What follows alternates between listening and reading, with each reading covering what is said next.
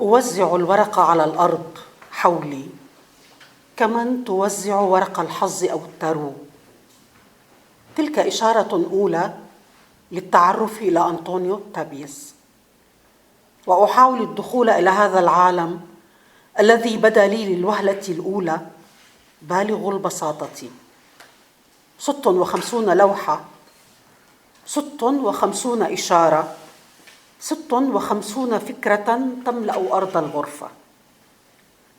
أرض الغرفة حولي، حيث أجلس في المنتصف تماماً على سجادة مصنوعة من خيوط القنب. تلك إشارة أخرى للتعرف إلى أنطونيو تابيس. Espargeixo els papers per terra, al meu voltant, com si fossin un tarot. Aquest és un primer indici per conèixer Antoni Tàpies. Intento entrar en aquest món que em semblava a primera vista extremadament senzill. 56 pintures, 56 senyals, 56 idees que m'omplen el terra de l'habitació al meu voltant, on sec, al bell mig d'una catifa feta amb fils de cànem. Aquest és un altre indici per conèixer Antoni Tàpies. أعيش في بيت جدرانه مغطاة بأعمال فنية لفنانين سوريين وعرب. هذه إشارة أيضاً. أعمال أصلية أهديت إلي من أصدقاء تشكيليين مختلفين. كل صباح أتحدث معها حين أشرب قهوتي، وكل يوم أكتشف خطاً جديداً، رمزاً لم أكن قد انتبهت له. اللوحات في بيتي مرسومة بالزيت والإكليريك والحبر الطباعي. عالم من الألوان تضيء لي أفكار مبدعيها. عالم من الذكورة والأنوثة، عالم من الحرب، عالم من العنف والخوف، عالم من الطفولة الخضراء والطبيعة الناصعة، عالم من صراخ البشر في وجه عالم القوة والطغيان، عالم من الحب. بدا لي اليوم مختلفاً حين فردت سلسلة تيريزا على أرض الغرفة تحت الجدران الملونة، وبدأت محاولة تفكيك رموزها. الحب هنا مختلف. الحب هنا ليس فكرة ولا خطاً لونياً، هو جذر الفكرة ونسغها. كنت سأكتب هنا أن الحب هو جوهر الفكرة، رغم أن الجواهر هي بنات الأرض أيضاً، إلا أنها تسلعت لفرض تباهي أغنياء العالم بها وإهدائها لمن يعشقون، بينما الحب لدى تابيس بقي عصياً على التسليع، متوافراً حولنا بكثرة، غير أن القلة فقط، القلة النادرة التي تشبه تابيس، تعرف كيف تحول التوافر إلى استثناء وندرة. Visc en una casa amb parets cobertes d'obres d'art d'artistes sirians i àrabs. Aquest és un indici també. Obres originals que m'han regalat diversos amics artistes. Cada matí hi parlo mentre prenc el meu cafè i cada dia descobreixo una nova línia, un símbol al qual encara no havia parat atenció. Les pintures de casa meva estan pintades amb oli, acrílic i tinta de gravat. Un món de colors il·lumina les idees dels seus creadors. Un món de masculinitat i feminisme. Un món de guerra, violència i por. Un món d'infantesa verda i natura radiant. Un món de crits humans davant d'un món de poder i tirania. Un món d'amor que avui em sembla diferent a quan vaig desplegar la sèrie de Teresa pel carrer i pel terra de l'habitació, sota les parets acolorides, i vaig començar a intentar desxifrar-ne els símbols. L'amor aquí és diferent. L'amor aquí no és una idea ni un traç de color, és l'arrel de la vida i la seva saga. Hauria escrit aquí: l'amor és l'essència de la idea, i tot i que les joies també són filles de la terra i s'han mercantilitzat per l'excés de presumptuosos rics del món que les compren i les regalen a qui estimen, mentre que l'amor en Tàpies ha romàs resistent a la mercantilització, disponible al nostre voltant, en abundància, però només una minoria rara que s'assembla a Tàpies, sap com transformar l'abundància en excepció i raresa. أنا حائرة. كيف سأفكك رموز ما أرى؟ كيف سأفهم هذا العالم البديع المنتشر أمامي؟ منتشر على الأرض ببساطة. من أين أبدأ بالقراءة؟ رغم أنني أقرأ كتاباً مفتوحاً على مصراعيه. ثمة ورق وحبر ورصاص. تلك هي مواد الكتابة الأصلية قبل اختراع الشاشات التي أكتب على أحدها الآن. هذه مفارقة يجب الإشارة إليها. عالم أنطونيو تابياس الذي أمامي هو عالم حقيقي، مواده من الطبيعة المحضة، ومؤسس على كتلة أرضية: الطين والجص والفحم والخشب والورق والرمل والرماد. مؤسس على مواد نقية تشتغل على الحضور الفيزيائي لأفكاره. الفيزياء بوصفها هنا كتلة زمنية تختزن داخلها مادة الحب، بينما أنا أكتب عن ذلك عبر شاشة افتراضية عابرة للفيزياء ولكتلتي الزمان والمكان. هل الحب هو الخيط الذي يربط هذين العالمين؟ عالم تابياس في سلسلة لوحاته لتيريزا، وعالم الراهن وأنا أحاول الكتابة عن هذه السلسلة الفريدة. Estic confusa. Com puc desxifrar els símbols que veig? Com puc entendre aquest món meravellós que s'estén davant meu per terra, amb simplicitat? Per on puc començar a llegir? Tot i que llegeixo un llibre obert de bat a bat, hi ha un paper, tinta i llapis. Aquestes són les primeres matèries de l'escriptura abans de la invenció de les pantalles sobre les quals escric ara mateix. Aquesta és una paradoxa que cal assenyalar. El món d'Antoni Tàpies que tinc al davant és un món real. Les seves matèries provenen de la natura pura i estan formades en una massa terrestre de fang, de guix, de carbó, de fusta, de paper, de sorra, de cendra, fundades en materials purs que treballen sobre la presència física de les idees. La física entesa aquí com una massa temporal que emmagatzema dins una matèria, la matèria de l'amor. Mentrestant escric sobre tot això a través d'una pantalla virtual, transcendeix la física i les meves masses de temps i espai. És l'amor el fill que uneix aquests dos mons. El món de Tàpies i la sèrie de les pintures de la Teresa i el meu món actual, mentre intento escriure sobre alguna cosa única. الحب شعور يتميز بالتفرد. هذا قول منسوب لأينشتاين، لكنني أستعيره بغض النظر عن نسبته لأطلقه على العاطفة المذهلة التي جمعت بين تابيس وتيريزا وأنتجت هذه السلسلة الفريدة. في عالمنا المعاصر سوف ندهش حين نسمع عن قصة حب واقعية امتدت لسنوات طويلة. سنقول أن هذا يحدث في السينما أو في الرواية. الحياة شيء آخر، لكن حياة تابيس وتيريزا تخالف ذلك. الرموز التي بين يدي الآن تخالف ذلك. أحكي عن الحب حين يكون متفردا واستثنائيا، داخلا في كتلة الزمن وعابرا لها في الآن نفسه. أظن أن أينشتاين كان ليقول هذا، من يدري. L'amor és un sentiment que es caracteritza per la singularitat. És una cita atribuïda a Einstein, però li prenc, sense importar-ne l'autoria, per aplicar-la a l'emoció sorprenent que va unir a Teresa i a Tàpies i va produir aquesta sèrie única. En el nostre món contemporani, Ens sorprendríem si escoltéssim una història d'amor real que s'ha allargat durant tants anys. Diríem que això passa al cinema i a la novel·la, però la vida és tot una altra cosa. Tanmateix, la vida de Tàpies i Teresa ho desafia. Els símbols que tinc a les mans ara mateix ho desafien. Parlo de l'amor quan és singular i excepcional, entrant en la màscara del temps i travessant-la alhora.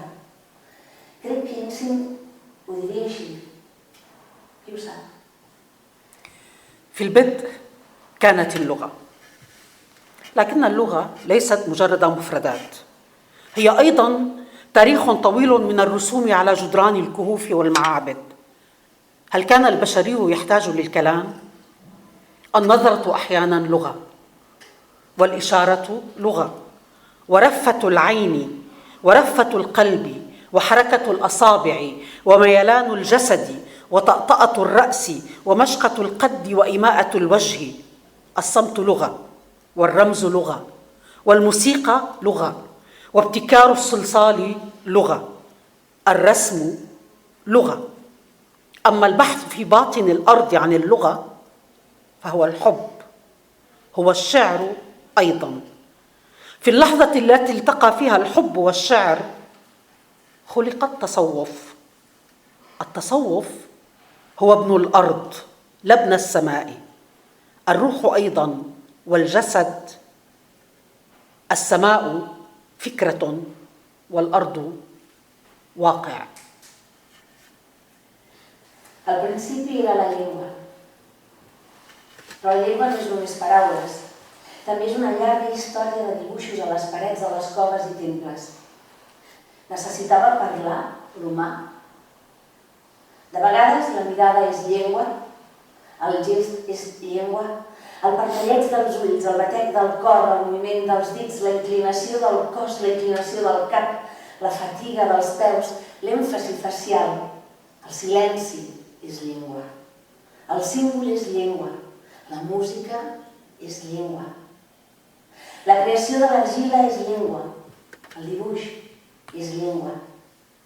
Ara bé, per la llengua la recerca a les profunditats de la terra és l'amor, també és la poesia. I en el moment en què l'amor i la poesia es van trobar, es va crear el sufisme, que és el fill de la terra, no del cel. L'ànima també té el cos. El cel és una idea i la terra és la realitat.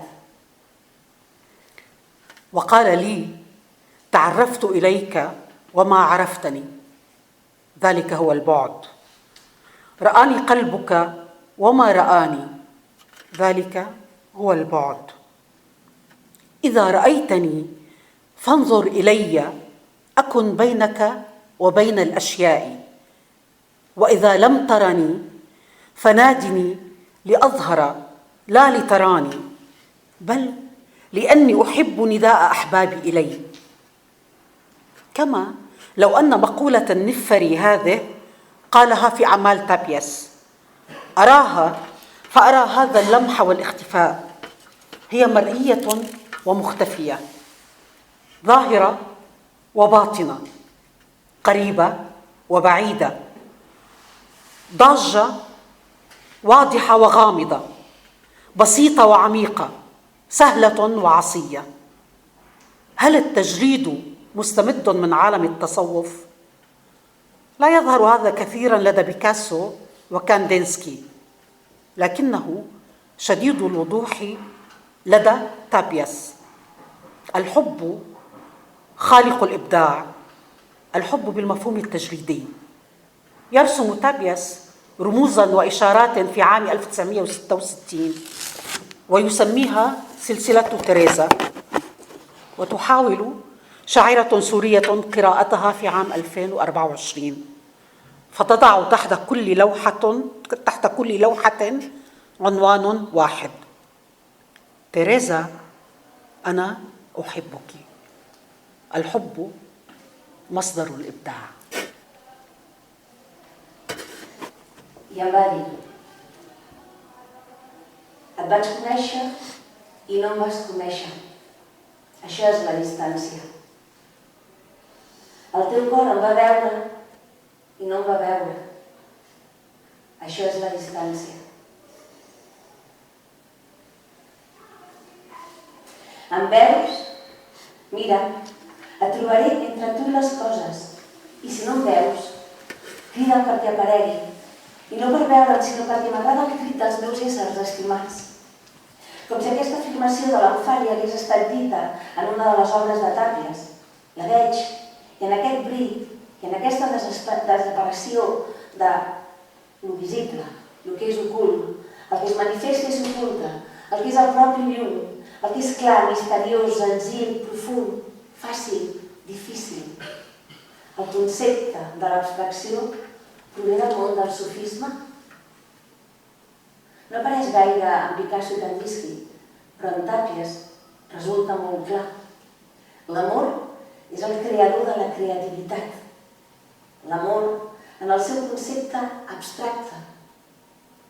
Tàpies dibuixa símbols i senyals el 1966 i anomena la sèrie Teresa. I una poeta siriana intenta llegir-la el 2024 i posa a sota de cada quadre un sol títol. Teresa, t'estimo. L'amor és la font de la creativitat. إلى تيريزا: 4 عيون تملأ فراغ العالم. الحب هو الامتلاء. ما تدمره الحرب يبنيه الحب. تربطين المنزل بغيمة ونطير قليلا ثم تقررين لنا أن نعود. امسكي بي جيدا. لماذا اسمي يسبق اسمك مع أنك تلمين الزرع على الأرض كلها وأنا فقط أتأمل هذه الخفة التي تجعل العالم لطيفا والأرض خصبة؟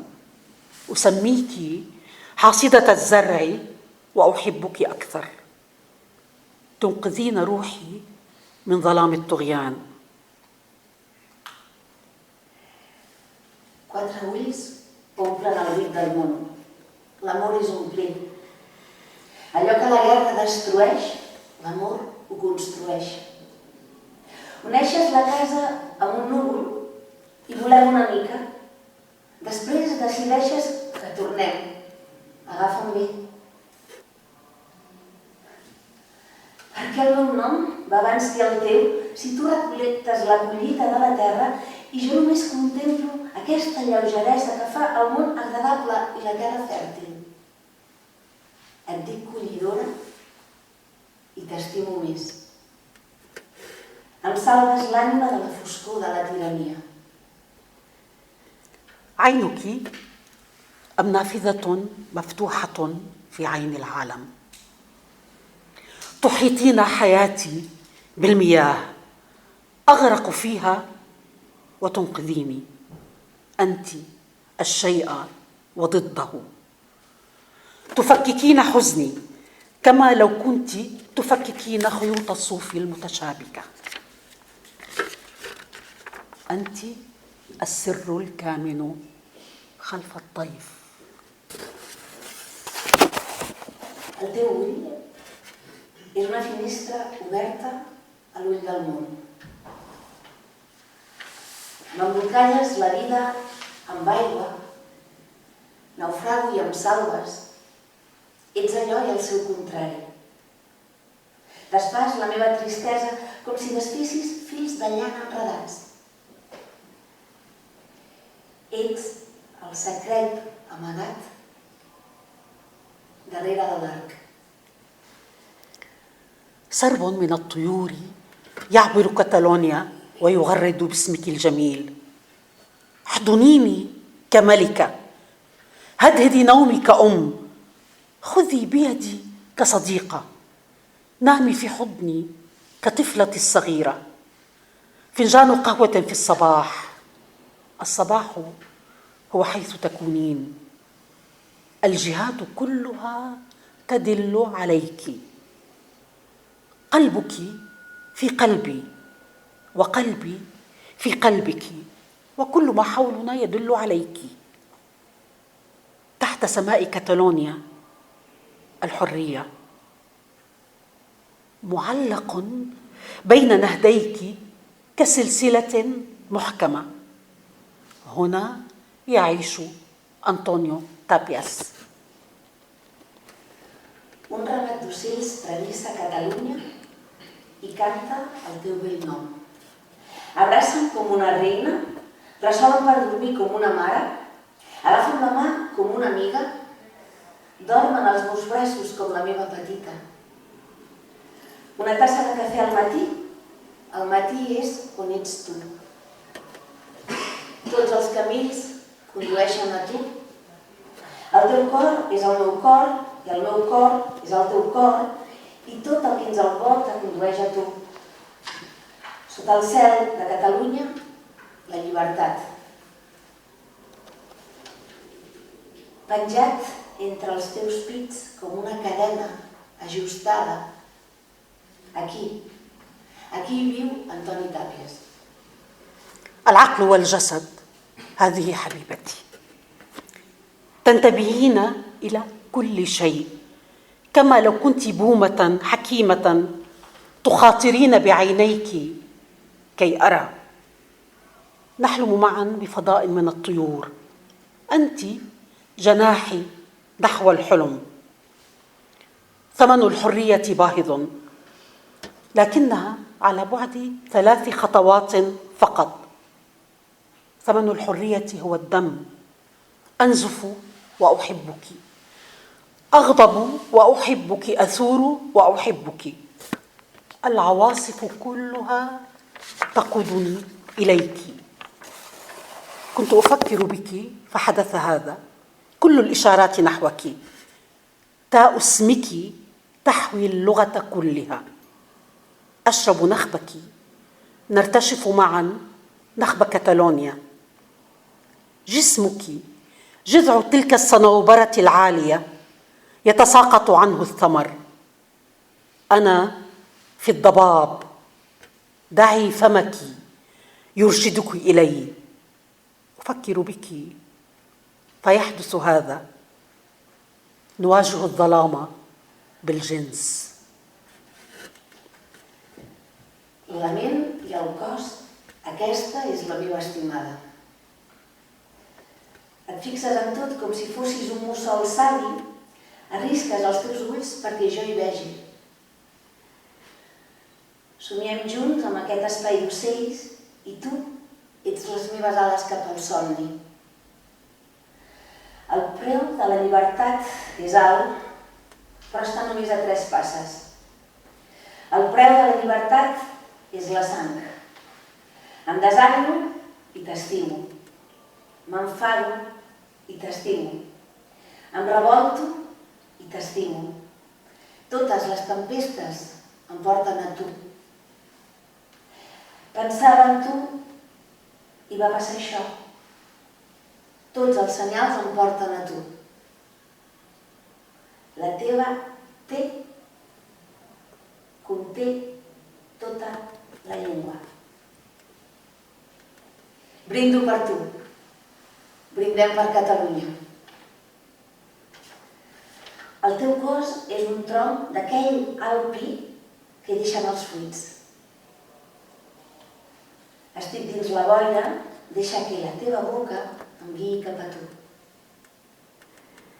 أفكر بك فيحدث هذا. نواجه الظلام بالجنس. رحمك الأرض، عانتك الحياة. نمارس الجنس ونحلم بالحرية. هل نشيخ معا يا تريزا؟ هل تكبرين معي في برشلونة البهية؟ عمودك الفقري، كما لو أنني أعيش بين عظامك. مرآتك وجه العدالة. العدالة مفقودة في بلادي. مرآتك تعكس وجهها المخفي. Penso en tu i passa això. Ens enfrontem a la foscor amb sexe. El teu ventre és la terra La vida t'ha fet patir. Practiquem sexe i somiem en la llibertat. Envellim junts, Teresa? Et faràs gran amb mi a la vella Barcelona? La teva columna vertebral, com si visqués entre els teus ossos. El teu mirall és la cara de la justícia. Falta la justícia a la meva terra. El teu mirall reflecteix la seva cara amagada. شعرك الكثيف، تفردين شعرك الكثيف وأتوه في تلك الزوبعة ثم تجدينني لا أبحث سوى عنك. نامي يا حبيبتي، سوف أتسلل في نومك لأتأملك. نحن حلم أحدنا الآخر. يدك، أصابعك، أكتب حياتي بأطراف أصابعك، وأنت تفتحين كفك الكريمة كبحر برشلونة. سوف نعيش طويلا يا تريزا، وطويلا سوف يبقى اسمك تميمة حياتي. ننتظر الحرية معا. هذه إسبانيا الحالكة، بيتنا تحت الشمس. الشمس سوف تضيء إسبانيا. ابقي معي، لا تسألينني عن القادم. أنت معي، هذا يعني أن القادم سوف يكون أجمل. لننشد نشيد الفرح من أجل بلادنا. أرسم وجهك في لوحة، يخرج وجهك من اللوحة ضاحكا. تتركين عينك هناك لتحرس موهبتي. الطغيان سوف نضحك كثيرا عندما يختفي. نناضل ويساعدنا الحب على الصمود. هذه إشارات عن الحرية القادمة. انظري إليها يا حبيبتي. نقرأ التاريخ معا. الشرق والغرب عالمان متكاملان. هناك نهاية للظلم. كل العالم لنا ما دمنا متحابين. لن نتوه في الظلام مهما كان حالكا. وردة في أعلى نصل السكين. الحب يجعل السكين آنية. حتى لو غبت في ظلام العالم السجن، حتى لو كان بيننا جدار، أسمع صوتك وأطمئن. لا تتوقفي عن همسك الكريم أبدا. همسك صرخة عظيمة في وجه الظلام. تلفظين اسمي فأتدفق. تنادينني أنطوني فأفيض.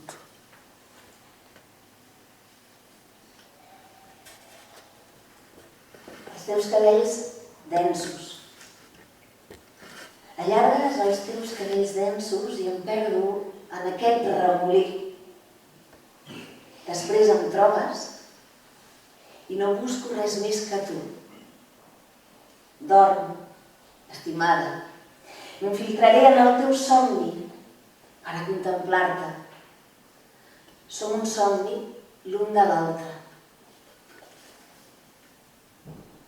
La teva mà, els teus dits. Escric la meva vida amb les puntes dels dits mentre obre la teva mà generosa com la mar de Barcelona. Viurem molt, Teresa, i el teu nom sempre serà el talismà de la meva vida. Esperarem junts la llibertat. Aquesta és l'Espanya fosca.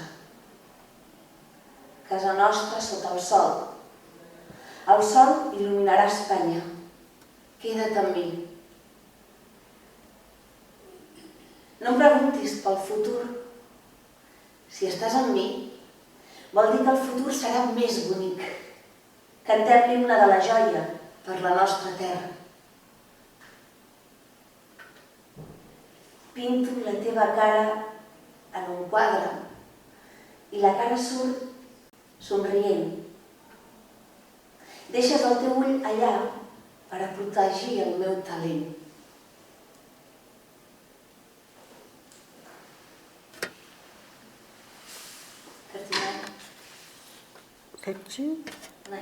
Nine. I forget. وردة في أعلى نصل السكين.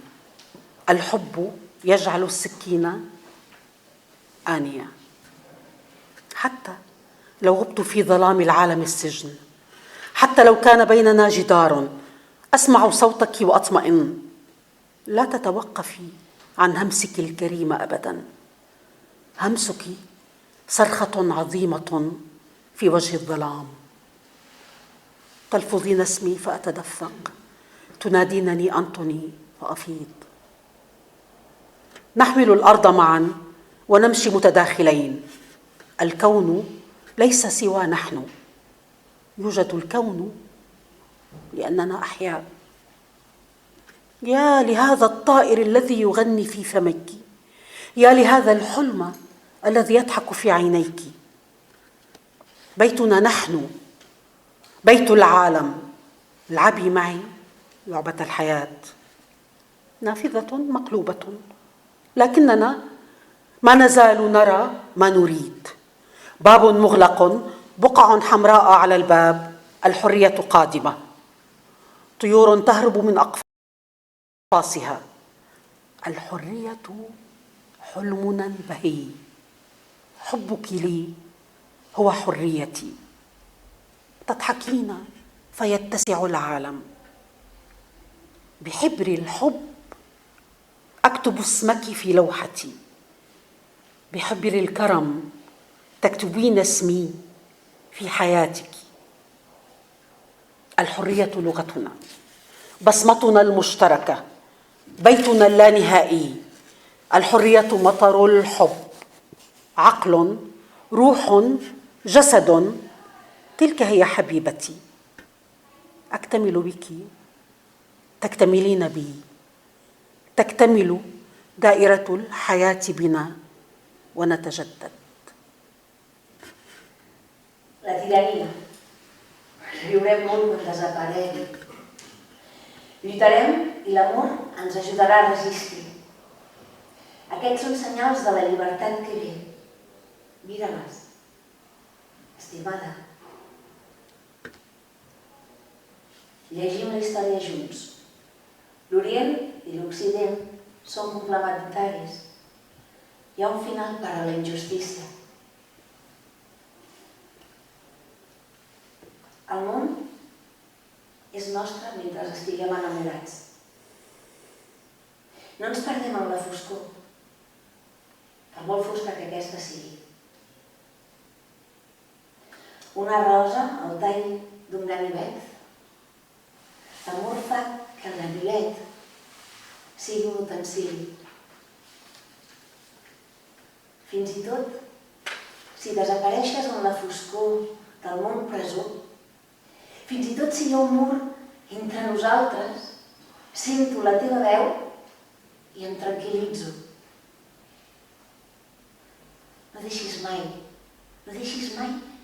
de murmurar-me amb generositat.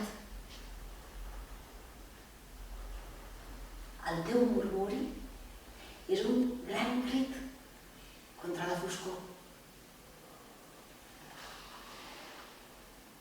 Pronuncies el meu món i el meu nom i em desbordo. Em crides, Antoni! I em desbordo.